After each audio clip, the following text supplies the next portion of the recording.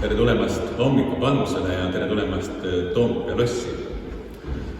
Täna hommikupalus toimub meil Toompea lossis, kuna täna on palus hommikusöök, kuhu on siis kutsutud kiriku inimesi ja on kutsutud ka Toompea Riigikogu inimesi, valitsuse inimesi, et üheskoos süüa ja üheskoos paluda.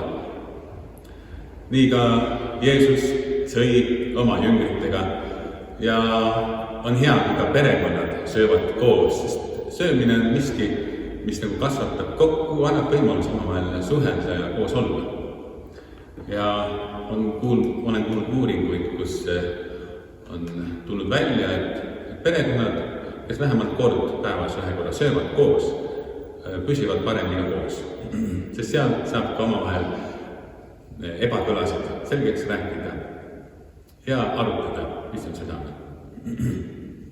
Tänaseks algusosaks mõtlesin, et loen piiblist sellise koha, mida täna ka hommikupalus söögil ette loeti Philip Jordani poolt.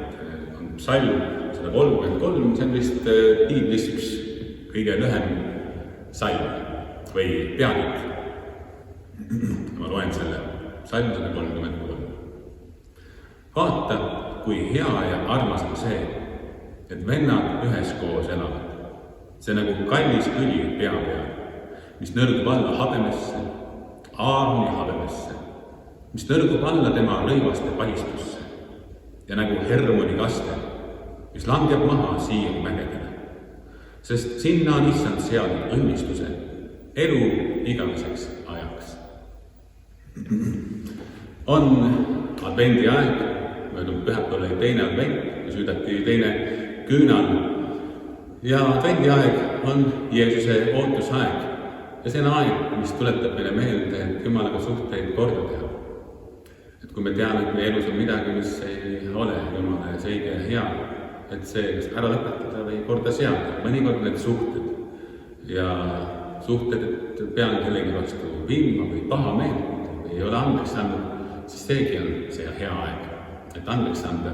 Täna lugesime, vaata kui hea ja armas on see, et vennad üheskoos elavad.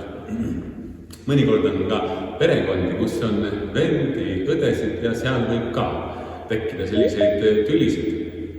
Mina ise olen üles kasvanud 5-lapselises peres ja minul endal oli 3 venda. Ja ikka oli aeg-ajalt nii, pigem mitte vanema vennaga, vaid nooremate vendadega, kellega siis aeg-ajalt olime tülis. Ja ega leppimist nii väga ei olnud tollel ajal, kui ma noor olin. Aga hiljem, kui ma vanemaks sain, siis ma õppisin leppima ja andeks paluma, kui ma midagi oma nooremale vennale tegin. Vanemale vennale ma tavaliselt teinud, tema jõud käis minust üle. Aga siis, kui ma tegin, siis ma kahetsen, et ma tegin oma noorematele vendadele siis liiga mõnikord. Ja nii on mõnikord täisealistel vendadel jäänud midagi kriperdama või mingi tüli lahendamata, siis on praegu see adventi aeg, kui on meil hea meeletuletusaeg, et see andeks paluda või andeks anda, et see ei jääks meie kibedust andma südamesse. Ja ka õdedele andeks anda ja vanematele andeks anda. Siit edasi avame 2 laulu. Jõuluajale kohased laulud, siis maa on nii kaunis, kirgas kõrge taevas.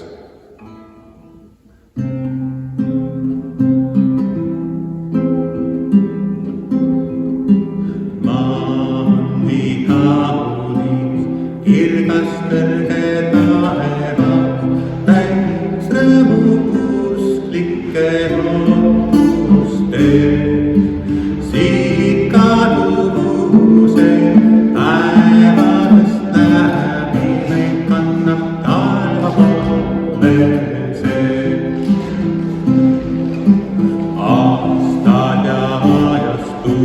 Tulevad ja lähevad, põlv järgeb põlv.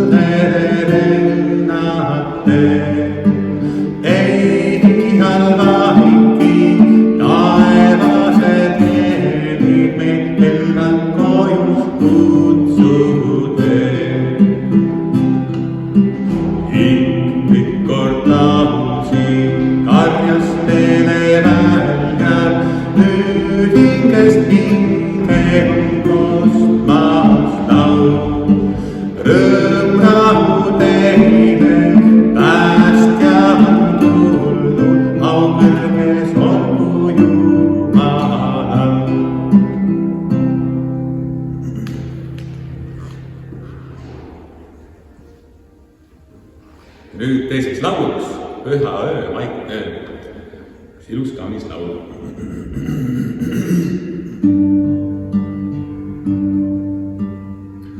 Püha öö, vaikne öö, puhkab maa rahuga. Joosep algab ja Marian seal. Väike lapsuke põlve peal. Uinupatuste rõõm. Uinupatuste rõõm.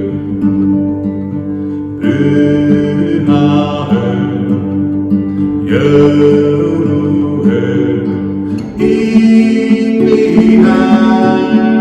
välja peal, laulab rõõmuga halleluja. Karjas tereni kuulutab ta, Kristus sündinud teeb, Kristus sündinud teeb. Püha öö, õõtsaim öö, meile sa ilmuta, Isa armumis õnnistus too. Rahu põlvema ilmane too. Laulgem halleluja, laulgem halleluja.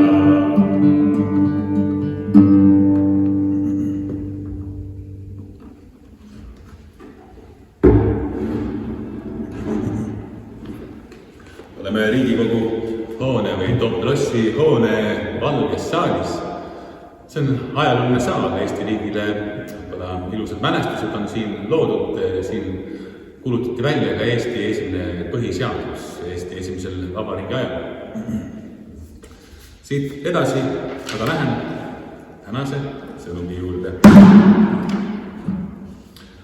Armsad vennad ja õed, täna, kui me koguneme Toompea lossi, meenutame üht lugu, mis räägib sellest, et Toompea lossi vanim kivi on pärit ajast, kui seal seisis veel muinas Eesti Lindanise linnus. Kivi, mis on lossi müüris tuhandeid päevi talunud tormi, tuult ja päikest. Kord olevat üks noor kiviraidur küsinud vanalt meistrilt, mis teeb selle kivi nii eriliseks? Ta pole ju siledam ega uhkem kui teised. Meister vastas, see kivi jäi alles seetõttu, et ta ei andnud järele seal, kus teised järele andsid. Ta kandis koormat, mis talle usaldati ja tegi seda ustavalt. Ja siis lisas ta, riik püsib mitte nende peal, kes otsivad au, vaid nende peal, kes kannavad oma koormat ustavalt, olgu keegi nägemas või mitte. Ustavus ei ole suurte sõnade tegemine ega silma paistmine. Ustavus tähendab truudust väikestes asjades, igapäevases töös, kohustustes ja suhetes. Jeesus ütleb, kes on ustav pisimas, see on ustav ka paljus. Luuka 16:10. See Toompea lossi kivi jutustab meile, et kestvus ei tule uhkusest, vaid ustavusest. Kivi ei olnud siledam ega kaunim, kuid ta jäi püsima, sest ta ei andnud järele. Nii on ka meie elu. Mitte väline hiilgus ei hoia meid, vaid sisemine truudus. Piiblis esimese Moosese raamatus on ustavuse näide Joosepist, kes oli oma vendade poolt müüdud orjaks, sattus vanglasse ja kannatas ebaõiglust. Kuid ta jäi ustavaks Jumalale ja oma tööle. Jumal andis talle erilise Anni seletab lahti mõningaid unenägusid, mille tõttu Egiptuse vaarao pani ta valitsema oma vara üle ja nii ta päästis rahvaid näljast ning ka oma isa pere. Joosepi lugu näitab, et uustõus väikestes asjades viib lõpuks suurte vastutusteni. Piiblis on ka lugu sellest, kuidas Jeesus toob esile vaese lesknaise ja tema 2 leptonit. Jeesus nägi, kuidas lesknaine andis templisse 2 väikest münti. See oli kõik, mis tal oli. Väikene tegu, kuid ustavus ja ohvrimeelsus olid suuremad kui rikkurite annetused. Jumal hindab nende summat, vaid südame ustavust. Nii on ka meil tänapäeval väga palju ustavaid inimesi, kes ustavalt kasvatavad oma peret, armastavad oma abikaasad, käivad kellelgi abis või teevad ustavalt oma päevatööd. Mõtleme õele, kes töötab haiglas öövahetuses. Keegi ei näe tema pingutust, kui ta vaikselt hoolitseb haige eest. Vahetab sidemeid või lohutab üksilist patsienti. Tema töö ei pruugi kunagi jõuda ajalehe esikaanele, kuid just tema ustavus hoiab elu ja annab lootust. Nii ka ustavad politseinikud ja piirivalvurid oma töös loovad turvatunnet ühiskonda, et inimesed võiksid ja saaksid täita oma ülesandeid, mis nad on omale kohustuseks võtnud. Meie riik ei püsi mitte nende peal, kes otsivad au ja tunnustust, vaid nende peal, kes ustavalt täidavad oma kohustusi. See võib olla ametnik, kes ausalt peab arvestust. See võib olla kodanik, kes maksab makse. See võib olla vanem, kes kasvatab oma lapsi armastuses ja tõe vaimus. Toompea lossi vanim kivi tuletab meile meelde, et riigi alus ei ole hiilgus, vaid ustavus. Kui igaüks meist kannab oma koormat truud, siis püsib ka rahvas ja riik. Kristus ise on suurim näide ustavusest. Ta kandis oma koormat risti ustavalt lõpuni. Ta ei otsinud au, vaid täitis isa tahet. Tema ustavus tõi meile päästja, kelle sündi me üle maailma jõuluajal tähistame.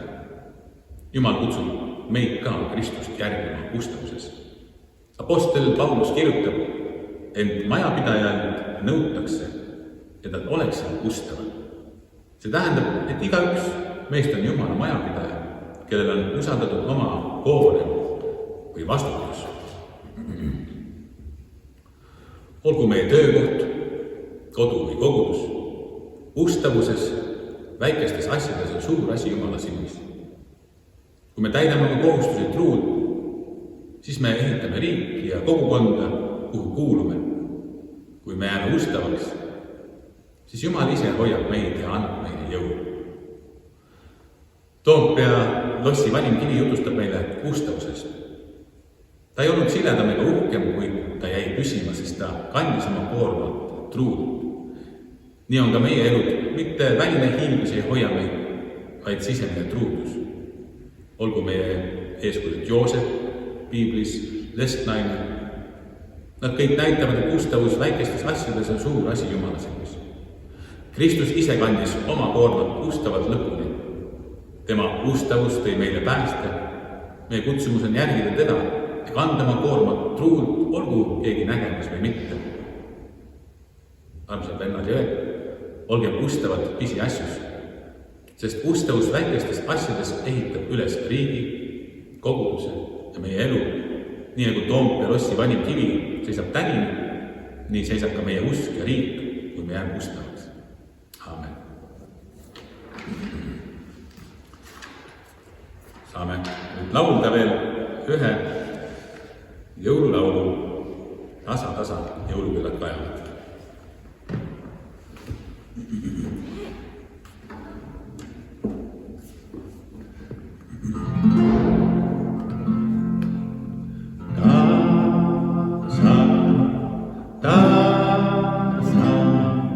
Jõulukellad tajavad üle terve ilmamaa, kajab laulnud rõõmuga, jõulud tulnud juul.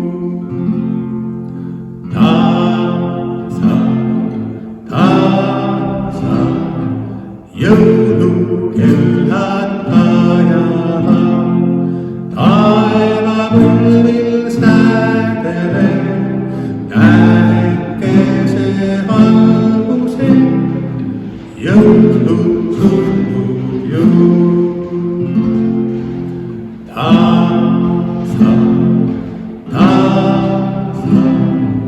Jõulukellad laiavad, usk see särab küünades, rõõm on kõigil südames, jõulud tulnud jõul.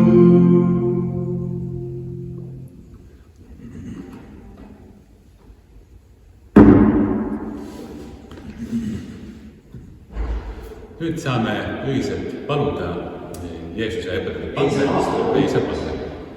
Me oleme sellises kohas, kus on valge saal ja siin on sellises kohas, kus inimesed saavad läbi käia, nad ühest ruumist, maja ühest küljest vajavad teise minemist, siis see on niisugune läbikäigu hoog ka. Ka jääme palvesse. Meie Isa, kes oled taevas, pühitsetud olgu sinu nimi, sinu riik tulgu, sinu tahtmine sünnib. Taevast nõnda maa peal. Meie igapäevast leiba anna meile täna peal. Anna meile andeks meie võlad, nagu meiegi andeks anname oma võlglastele. Ja ära saada meid kiusatusse, vaid päästa meid ära kurjast, sest sinu päralt on riik ja vägi ja au igavesti. Aamen. Ja ma annan edasi ka Jumala õnnistuse. Issand, õnnistagu meid ja hoidku meid, sest lasku oma pale paista meie peale ja olgu meile armune. Tõstku oma pane meie üle, andku meile oma rahu, Jumala Isa, Poja ja Püha Vaimu nimel. Aamen.